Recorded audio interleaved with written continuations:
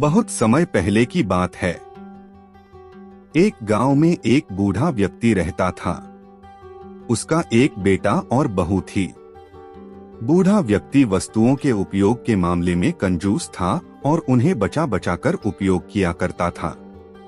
उसके पास एक पुराना चांदी का पात्र था। वह उसकी सबसे मूल्यवान वस्तु थी। उसने उसे संभाल कर संदूक में बंद कर रखा था।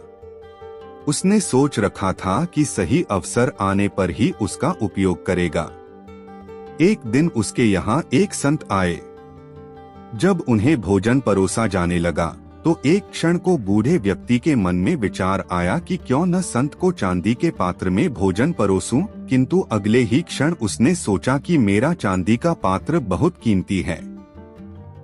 गांव-गांव भटकने वाले इस संत के लिए उसे क्या निकालना, जब कोई राजसी व्यक्ति मेरे घर पधारेगा तब यह पात्र निकालूंगा। यह सोचकर उसने पात्र नहीं निकाला। कुछ दिनों बाद उसके घर राजा का मंत्री भोजन करने आया। उस समय भी बूढ़े व्यक्ति ने सोचा कि चांदी का पात्र निकाल लूं, किंतु फिर उसे लगा कि ये तो राजा का मंत्री है। जब राजा स्वयं मेरे घर भोजन करने पधारेंगे तब अपना कीमती पात्र निकालूंगा। कुछ दिनों के बाद स्वयं राजा उसके घर भोजन के लिए पधारे। राजा उसी समय पड़ोसी राज्य से युद्ध हार गए थे और उनके राज्य के कुछ हिस्से पर पड़ोसी राजा ने कब्जा कर लिया था। भोजन परोसते समय बूढ़े व्यक्ति ने सोचा कि अभी अभी हुई पराजय से राजा का गौरव कम हो गया है। मेरे पात्र में किसी गौरवशाली व्यक्ति को ही भोजन करना चाहिए। इसलिए उसने चांदी का पात्र नहीं निकाला। इस तरह उसका पात्र बिना उपयोग के पड़ा रहा। एक दिन बूढ़े व्यक्ति की मृत्यु हो गई। उसकी मृत्यु के बाद उसके बेटे ने उसका संदूक खोला। उसमें उसे काला पड़ चुका चांदी का पात्र मिला। उसने वह पात्र अपनी पत्नी को दिखाया और पूछा, इसका क्या करें? पत्नी ने काले पड़ चुके पात्र को देखा और मुंह बनाते हुए बोली, अरे इसका क्या करना है? कितना गंदा पात्र है। इसे कुत्ते को भोजन देने के लिए निकाल लो। उस दिन के बाद से घर का पालतू कुत्ता उस चांदी के पात्र में भोजन करने लगा। जिस पात्र को बूढ़े व्यक्ति ने जीवन भर किसी विशेष व्यक्ति के लिए संभाल कर रखा, अंततः उसकी ये गत हुई। किसी वस्तु का मूल्य तभी है जब वह उपयोग में लाई जा सके। बिना उपयोग के बेकार पड़ी कीमती वस्तुओं का भी कोई मूल्य नहीं। इसलिए यदि आपके पास कोई वस्तु है तो यथा समय उसका उपयोग कर लें। एक शहर में एक आलीशान और शानदार घर था। वह शहर का सबसे खूबसूरत घर माना जाता था। लोग उसे देखते तो तारीफ किए बिना नहीं रह पाते। एक बार घर का मालिक किसी काम से कुछ दिनों के लिए शहर से बाहर चला गया। कुछ दिनों बाद जब वह वापस लौटा तो देखा कि उसके मकान से धुआं उठ रहा है। करीब जाने पर उसे घर से आग की लपटें उठती हुई दिखाई पड़ी। उसका खूबसूरत घर जल रहा था। वहां तमाशबीनों की भीड़ जमा थी जो उस घर के जलने का तमाशा देख रही थी। अपने खूबसूरत घर को अपनी ही आंखों के सामने जलता हुए देख वह व्यक्ति चिंता में पड़ गया। उसे समझ नहीं आ रहा था कि अब क्या करे, कैसे अपने घर को जलने से बचाए। वह लोगों से मदद की गुहार लगाने लगा कि वे किसी भी तरह उसके घर को जलने से बचा लें। उसी समय उसका बड़ा बेटा वहां आया और बोला, पिताजी घबराइए मत, सब ठीक हो जाएगा। इस बात पर कुछ नाराज होता हुआ पिता बोला, कैसे न घबराऊं, मेरा इतना खूबसूरत घर जल रहा है। बेटे ने उत्तर दिया, पिताजी माफ कीजिएगा, एक बात मैं आपको अब तक बता नहीं पाया था। कुछ दिनों पहले मुझे इस घर के लिए एक बहुत बढ़िया खरीदार मिला था। उसने मेरे सामने मकान की कीमत की 3 गुनी रकम का प्रस्ताव रखा। सौदा इतना अच्छा था कि मैं इनकार नहीं कर पाया और मैंने आपको बिना बताए सौदा तय कर लिया। ये सुनकर पिता की जान में जान आई। उसने राहत की सांस ली और आराम से यूं खड़ा हो गया जैसे सब कुछ ठीक हो गया हो। अब वह भी अन्य लोगों की तरह तमाशबीन बनकर उस घर को जलते हुए देखने लगा। तभी उसका दूसरा बेटा आया और बोला, पिताजी हमारा घर जल रहा है और आप हैं कि बड़े आराम से यहाँ खड़े होकर इसे जलता हुआ देख रहे हैं। आप कुछ करते क्यों नहीं? बेटा, चिंता की बात नहीं है। तुम्हारे बड़े भाई ने ये घर बहुत अच्छे दाम पर बेच दिया है। अब ये हमारा नहीं रहा, इसलिए अब कोई फर्क नहीं पड़ता। पिता बोला। पिताजी, भैया ने सौदा तो कर दिया था, लेकिन अब तक सौदा पक्का नहीं हुआ है। अभी हमें पैसे भी नहीं मिले हैं। अब बताइए, इस जलते हुए घर के लिए कौन पैसे देगा? यह सुनकर पिता फिर से चिंतित हो गया और सोचने लगा कि कैसे आग की लपटों पर काबू पाया जाए। वह फिर से पास खड़े लोगों से मदद की गुहार लगाने लगा। तभी उसका तीसरा बेटा आया और बोला, पिताजी घबराने की सच में कोई बात नहीं है। मैं अभी उस आदमी से मिलकर आ रहा हूँ जिससे बड़े भाई ने मकान का सौदा किया था। उसने कहा है कि मैं अपनी जुबान का पक्का हूँ। मेरे आदर्श कहते हैं कि चाहे जो भी हो जाए, अपनी जुबान पर कायम रहना चाहिए। इसलिए अब जो हो जाए, जबान दी है तो घर जरूर लूंगा और उसके पैसे भी दूंगा। पिता फिर से चिंता मुक्त हो गया और घर को जलते हुए देखने लगा। एक ही परिस्थिति में व्यक्ति का व्यवहार भिन्न भिन्न हो सकता है और यह व्यवहार उसकी सोच के कारण होता है।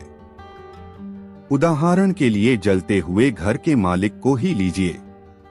घर तो वही था जो जल रहा था, लेकिन उसके मालिक की सोच में कई बार परिवर्तन आया और उस सोच के साथ उसका व्यवहार भी बदलता गया। असल में जब हम किसी चीज से जुड़ जाते हैं तो उसके छिन जाने पर या दूर जाने पर हमें दुख होता है, लेकिन यदि हम किसी चीज को खुद से अलग कर देखते हैं तो एक अलग सी आजादी महसूस करते हैं और दुख हमें छूता तक नहीं है। इसलिए दुखी होना और ना होना पूर्णतः हमारी सोच और मानसिकता पर निर्भर करता है। सोच पर नियंत्रण रखकर या उसे सही दिशा देकर हम बहुत से दुखों और परेशानियों से न सिर्फ बच सकते हैं, बल्कि जीवन में नई ऊंचाइयां भी प्राप्त कर सकते हैं। एक आदमी मंदिर में सेवक था। उसका काम मंदिर की साफ सफाई करना था। भक्तों और श्रद्धालुओं द्वारा दिए गए दान में से थोड़ा बहुत उसे मंदिर के पुजारी द्वारा दे दिया जाता। इसी से उसकी गुजर बसर चल रही थी। वह अपनी जिंदगी से बहुत परेशान और दुखी था। मंदिर में काम करते करते वह दिन भर अपनी जिंदगी को लेकर शिकायतें करता रहता। एक दिन शिकायत करते हुए वह भगवान से बोला, भगवान जी, आपकी जिंदगी कितनी आसान है। आपको बस एक जगह आराम से खड़े रहना होता है। मेरी जिंदगी को देखो, कितनी कठिन जिंदगी जी रहा हूँ मैं। दिन भर कड़ी मेहनत करता हूँ, तब कहीं 2 वक्त की रोटी नसीब हो पाती है। काश मेरी जिंदगी भी आपकी तरह होती। उसकी बात सुनकर भगवान बोले, तुम जैसा सोच रहे हो वैसा नहीं है। मेरी जगह रहना बिल्कुल आसान नहीं है। मुझे बहुत सारी चीजें देखनी पड़ती है, बहुत सी व्यवस्थाएं करनी पड़ती है। ये हर किसी के बस की बात नहीं है। भगवान जी, कैसी बात कर रहे हैं आप? आपका काम आसान ही तो है। आपकी तरह तो मैं भी दिन भर खड़े रह सकता हूँ। इसमें कौन सी बड़ी बात है? मंदिर का सेवक बोला। तुम नहीं कर पाओगे। इस काम में बहुत धैर्य की आवश्यकता पड़ती है। भगवान बोले, मैं जरूर कर पाऊंगा। आप मुझे एक दिन अपनी जिंदगी जीने दीजिए। आप जैसा बताएंगे मैं वैसा ही करूंगा। मंदिर का सेवक जिद करने लगा। उसकी जिद के आगे भगवान मान गए और बोले, ठीक है, आज पूरा दिन तुम मेरी जिंदगी जियो। मैं तुम्हारी जिंदगी जीता हूँ, लेकिन मेरी जिंदगी जीने के लिए तुम्हें कुछ शर्तें माननी होगी। मैं हर शर्त मानने को तैयार हूँ भगवान जी, सेवक बोला।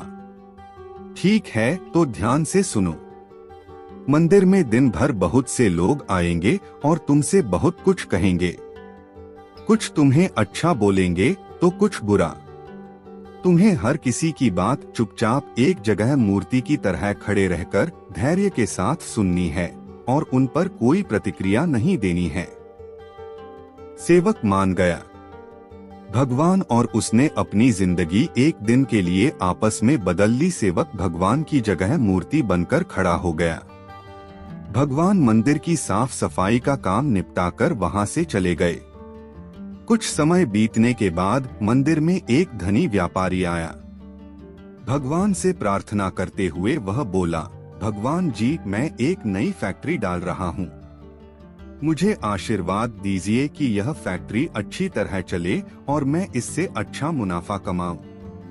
प्रार्थना करने के बाद वह प्रणाम करने के लिए नीचे झुका तो उसका बटुआ गिर गया। जब वह वहां से जाने लगा तो भगवान की जगह खड़े मंदिर के सेवक का मन हुआ कि उसे बता दें कि उसका बटुआ गिर गया है, लेकिन शर्त अनुसार उसे चुप रहना था। इसलिए वह कुछ नहीं बोला और खामोश खड़ा रहा। इसके तुरंत बाद एक गरीब आदमी वहां आया और वो भगवान से बोला, भगवान जी, बहुत गरीबी में जीवन काट रहा हूँ। परिवार का पेट पालना है, माँ की दवाई की व्यवस्था करनी है। समझ नहीं पा रहा हूँ कि इतना सब कैसे करूँ। आज देखो, मेरे पास बस 1 रुपया है। इससे मैं क्या कर पाऊंगा? आप ही कुछ चमत्कार करो और मेरे लिए धन की व्यवस्था कर दो। प्रार्थना करने का बाद जैसे ही वह जाने को हुआ, उसे नीचे गिरा व्यापारी का बटुआ दिखाई दिया। उसने बटुआ उठा लिया और भगवान को धन्यवाद देते हुए बोला, भगवान जी, आप धन्य हैं।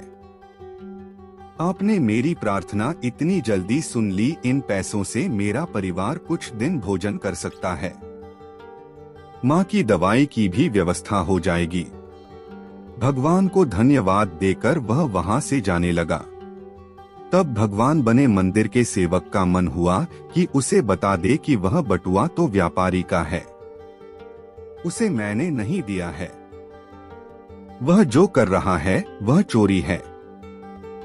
लेकिन वह चुप रहने के लिए विवश था, इसलिए मन मारकर चुपचाप खड़ा रहा। मंदिर में आने वाला तीसरा व्यक्ति एक नाविक था। वह 15 दिन के लिए समुद्री यात्रा पर जा रहा था। भगवान से उसने प्रार्थना की कि उसकी यात्रा सुरक्षित रहे और वह सकुशल वापस आ सके। वह प्रार्थना कर ही रहा था कि धनी व्यापारी वहां आ गया। वह अपने साथ पुलिस भी लेकर आया था। नाविक को देखकर वह पुलिस से बोला, मेरे बाद ये मंदिर में आया है, जरूर इसने ही मेरा बटुआ चुराया होगा। आप इसे गिरफ्तार कर लीजिए। पुलिस नाविक को पकड़कर ले जाने लगी। भगवान बने आदमी को अपने सामने होता हुआ ये अन्याय सहन नहीं हुआ। शर्त अनुसार उसे चुप रहना था, लेकिन उसे लगा कि बहुत गलत हो चुका है। यदि अब मैं चुप रहा तो एक बेकसूर आदमी को व्यर्थ में ही सजा भुगतनी पड़ेगी।